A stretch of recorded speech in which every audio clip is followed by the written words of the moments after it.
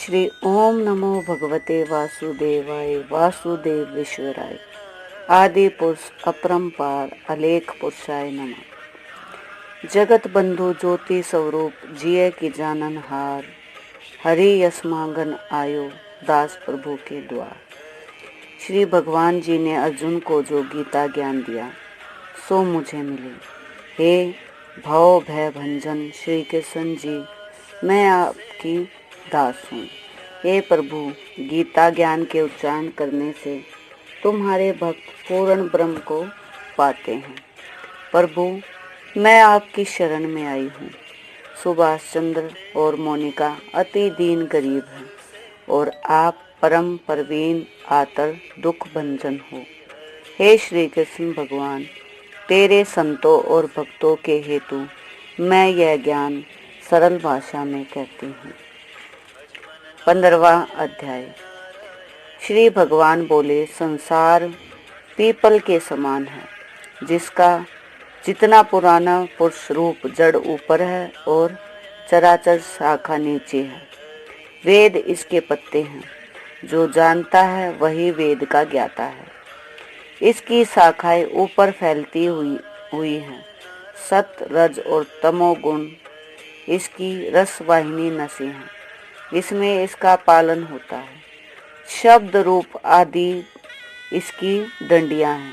पिछले कर्म रूप में प्रकट होने वाली इसकी जड़ें नीचे मनुष्य लोक में और भी नीचे तक चली गई हैं। पर पीपल का यह रूप इतना आदि अंत और आकार संसारी प्राणियों के ध्यान में नहीं आता। तथापि इसकी जड़ गहरी है। ऐसे इस पीपल के वैराग्य रूपी दृढ़ शास्त्र से काट कर वह स्थान ढूंढना चाहिए जहाँ से फिर लौटना नहीं पड़ता। और साथ ही यह विचारना चाहिए कि जिसमें वह पुरातन प्रवृत्ति उत्पन्न हुई है उसी आदि पुरुष की शरण में हूँ। अहंकार और मोह रहित, संग दोष को जीतने वाले, आत्म ज्ञान से निरत, सब कामनाओं से दूर, सुख दुख नामक द्वंद्व पदार्थों से मुक्त, ऐसे ज्ञानी पुरुष शाश्वत पद को जानते हैं, जिससे सूर्य चंद्र या अग्नि प्रकाशित नहीं करते। वही मेरे परम धाम है, वहाँ जाकर लौटना नहीं होता। मेरा सनातन अंश इस जीवलोक का रूप धारण कर प्रकृति में स्थिर पांचों इंद्रियों को और छठे मन को उससे छुड़वाता है। जैसे वायु पुष्पादिकों की गंध को दूसरे स्थान में ले जाया जाता है, इसी प्रकार यह देह स्वामी शरीर धारण करने के बाद जब उसका परित्याग करता है तब इंद्रियों और मन को साथ ले जाता है। कान, आँख, चर्म, जीभ, नाक और मन का आश्रय लेकर वह जीव विषयों का भोग करता है। एक देह से दूसरी देह को जाता है, अर्थात एक ही देह में रहते समय अथवा इंद्रियों से युक्त हो विषयों का उपयोग करते हुए इसको मूर्ख देख नहीं सकते, किंतु ज्ञान रूप नेत्र भी देखते हैं। यत्न करने से योगी जन इसे देख सकते हैं, परंतु अज्ञानी यत्न करके भी इसे नहीं देख पाते। जो तेज सूर्य, चंद्रमा और अग्नि में वर्तमान है और जगत को प्रकाशित करता है, उसे ही तेज मानो। मैं ही पृथ्वी में प्रवेश कर अपने तेज से समस्त भूतों को धारण करता हूँ और इसमें रस स्वरूप चंद्रमा बनकर भी मैं ही सब औषधियों को पोषण करता हूँ। मैं जठार अग्नि होकर प्राणियों के देह में प्रविष्ट हूँ और प्राण वायु अपान वायु से युक्त होकर चारों ओर से भोजन किए हुए प्राणियों के अन्न को पचाता हूँ। संपूर्ण भूतों के हृदय कमल में निवास करता हूँ। मुझसे ही स्मृति ज्ञान और उनका नाश होता है। सब वेदों में जानने योग्य मैं ही हूँ। वेदांत का कर्ता और वेदों का ज्ञाता मैं ही हूँ। इस संसार में चर और अचर ये दो पुरुष हैं। जितने नाशवान प्राणी हैं वे चर कहलाते हैं और उसमें कुटुस्थ अथवा शैल शिखर के भांति स्थिर चैतन्य को अचर कहते हैं, किंतु उत्तम पुरुष परमात्मा विकार रहित सर्वनियमता बुद्धि मुक्त नियमित रूप से तीनों लोकों में प्रविष्ट होकर धारण पोषण करता है, वह इन दोनों से अलग है। मैं चर और अचर से उत्कृष्ट हूँ। इसी कारण से लोक और वेद में पुरुषोत्तम नाम से विख्यात हूँ। हे भारत, जो ज्ञानी जन इस प्रकार से मुझको पुरुषोत्तम जानता है वह सब कुछ जानता है और सर्वभोग अवेता मेरा ही स्मरण करता है।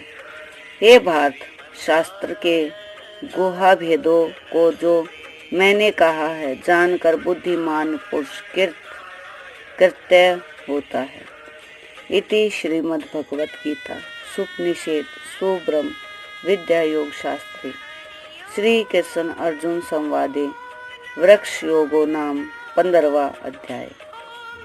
15वें अध्याय का महात्म। श्री नारायण जी बोले, हे लक्ष्मी, अब 15वें अध्याय का महात्म सुनो। उत्तर देश में एक नरसिंह नाम का राजा था और सुभंग नाम का मंत्री था। राजा को मंत्री पर बड़ा भरोसा था। मंत्री के मन में कपट था। मंत्री चाहता था कि राजा को मारकर यह राज्य मैं ही करूं। इसी भांति कुछ काल व्यतीत हुआ। एक दिन राजा नौकर चाकरों सहित सो रहा था। तब मंत्री राजा के सारे नौकरों समेत मारकर राज्य करने लगा। राज्य करते बहुत समय व्यतीत हुआ। एक दिन वह भी मर गया। यमराज के पास दूत बांध कर ले गए। राज ने कहा, हे दूतों, यह बड़ा पापी है, इसको घोर नरक में डालो। हे लक्ष्मी, इस प्रकार वह पापी कई नरक भोगता भोगता धर्मराज की आज्ञा से घोड़ों की योनि में आया। संगलदूत में जया घोड़ा भया। बड़े घोड़ों का सौदागर उसे मोल ले तथा और भी घोड़े खरीद कर अपने देश को चला। चलते चलते अपने देश में आया। तब वहां के राजा ने सुना कि अमुक सौदागर बहुत घोड़े ले आया है। तब राजा ने उसे बुलाया और कई घोड़े खरीदे। उस घोड़े को भी खरीदा। जब उस घोड़े को हाथ फेरा तब राजा को देखकर उसके सिर फेरा। राजा ने देखकर कहा, यह क्या बात है जो घोड़े ने सर फेरा है। तब राजा ने पंडित बुलाकर पूछा कि इस घोड़े ने हमको देखकर सर फेरा है, इसका क्या कारण है। पंडित ने कहा, हे राजन, इस घोड़े ने आपको सर नवाया है। राजा ने कहा, यह बात नहीं। कई दिन पीछे राजा शिकार खेलने को उसी घोड़े की सवारी करके गया। वह घोड़ा जल्दी चलता था। राजा शिकार खेलते खेलते बहुत दूर चला गया। उस दिन राजा ने जाते ही शिकार मारा। राजा बहुत प्रसन्न हुआ। दोपहर हो गई। राजा को तृष्णा लगी। वन में एक साधु देखा। कुटिया में बैठा है। तालाब जल से भरा है। वहां राजा उतरा। घोड़ा वृक्ष पर बांधकर कुटिया में गया। देखा कि साधु अपने पुत्र को गीता के 15वें अध्याय का पाठ सिखा रहा है। वृक्ष के पत्ते पर श्लोक लिख दिए हैं। बालक को कहा, खेलते फिरते इसको कंठ भी करो। जिस वृक्ष से राजा ने घोड़ा बांधा था उस वृक्ष के पत्ते पर श्री गीता जी का श्लोक लिखा था। वह बालक पत्ता लेकर खेले भी और पढ़े भी। उस पत्ते को घोड़े ने देखा। तत्काल उसकी देह छूटी। देव देही पाई। स्वर्ण से विमान आए जिस पर बैठकर वैकुंठ को चला। इतने में राजा पानी पीकर बाहर आया तो देखा तो घोड़ा मरा पड़ा है। राजा चिंतावान होकर बोला, यह घोड़ा किसने मारा, इसे क्या हुआ। इतने में वह बोला, हे राजन, तेरे घोड़े का चैतन्य मैं हूँ। मैंने अब देव देही पाई, वैकुंठ को चला हूँ। राजा ने विस्मय होकर दंडवत की। पीछे से और सेना के लोग आ मिली। राजा सवार होकर घर आया। अपने पुत्र को राज्य देकर आप वन में गया। तप करने लगा। श्रीमद् गीता जी के 15वें अध्याय का पाठ किया। करें और उसके प्रसाद से राजा भी परम गति का अधिकारी हुआ। श्री नारायण जी बोले, हे लक्ष्मी, 15वें अध्याय का यह महात्म मैंने तुमको सुनाया। यहाँ पर 15वें अध्याय का महात्म समाप्त हुआ। ओम नमो भगवते वासुदेवा, ओम नमो भगवते वासुदेवा, ओम नमो भगवते वासुदेवा।